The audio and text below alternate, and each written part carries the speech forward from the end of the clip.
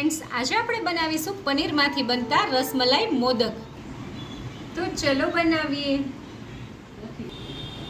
મેં અહીંયા રસમલાઈ મોદક બનાવવા માટે 150 ગ્રામ જેટલું હોમમેડ પનીર લઈ લીધું છે. હવે સૌથી પહેલાં આપણે એને ચર્ન કરી લેવાનું છે, તો આપણે મિક્સર જારમાં લઈ લઈશું. હવે આપણે ક્રશ કરી લઈએ. તમે જોઈ શકો છો આપણું પનીર એકદમ સરસ એની સ્મૂથ પેસ્ટ બની ગઈ છે. હવે આપણે આપણા પનીરના મોદક રસમલાઈ મોદક બનાવી લઈએ. સૌથી પહેલાં મેં અહીંયા 1 ટીસ્પૂન જેટલું ઘી લઈ લીધું છે. ઘી સરસ ગરમ થઈ ગયું છે. હવે આપણે આમાં પનીર એડ કરી દઈએ. અને અત્યારે પનીર એડ કરતી વખતે ગેસની ફ્લેમ આપણે લો જ રાખવાની છે. અને હવે આપણે ગેસની ફ્લેમ મીડિયમ ટુ લો કરીને પનીરને 3 થી 4 મિનિટ સુધી એકદમ સરસ આમાં ઘીમાં સાતળી લેશું. 3 મિનિટ જેવો સમય થઈ ગયો છે.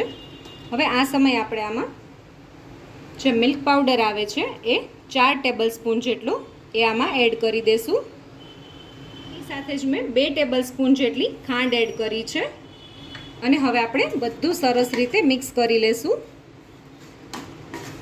અને સતત હલાવતા રહેશું. એ વાતનું ખાસ ધ્યાન રાખવાનું કે મિક્સચર પેનમાં ચોંટી ના જાય.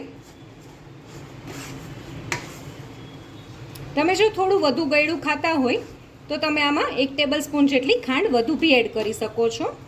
અને તમે જોઈ શકો છો કે ખાંડ મેલ્ટ થવાથી આપણું જે મિક્સચર છે એ થોડું લિક્વિડી થઈ ગયું છે.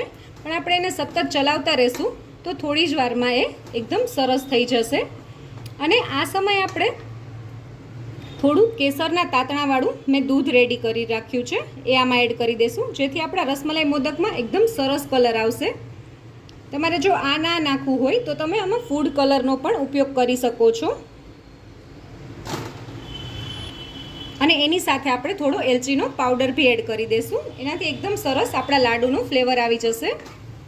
અને હવે આપણે સરસ રીતે બધું મિક્સ કરી લેવાનું છે. તમે જોઈ શકો છો 5 થી 6 જ મિનિટમાં આપણા રસમલાઈ મોદકનું જે મિક્સચર છે એ એકદમ સરસ રેડી થઈ ગયું છે અને આ પેનની સપાટી છોડવા માંડ્યું છે. હવે આપણે ગેસની ફ્લેમ બંધ કરી દઈશું અને આપણા મિક્સચરને એકદમ સરસ રીતે ઠરવા દઈશું. 15 થી 20 મિનિટ થઈ ગઈ છે અને તમે જોઈ શકો છો મિક્સચર એકદમ સરસ ઠરી ગયું છે.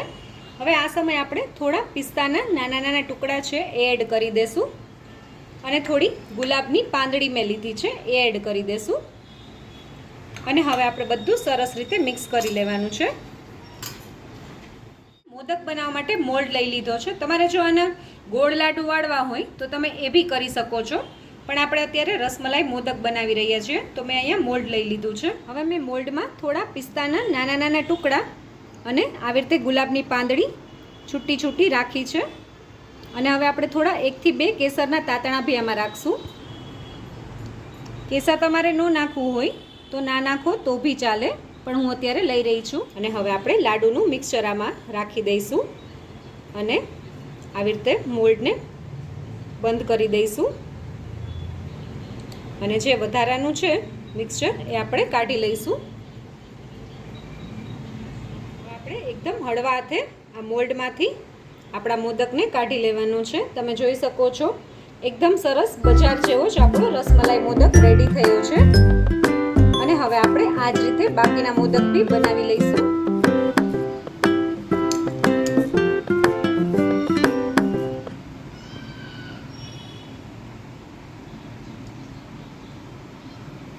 તો તૈયાર છે આપણા પનીરના રસમલાઈ મોદક.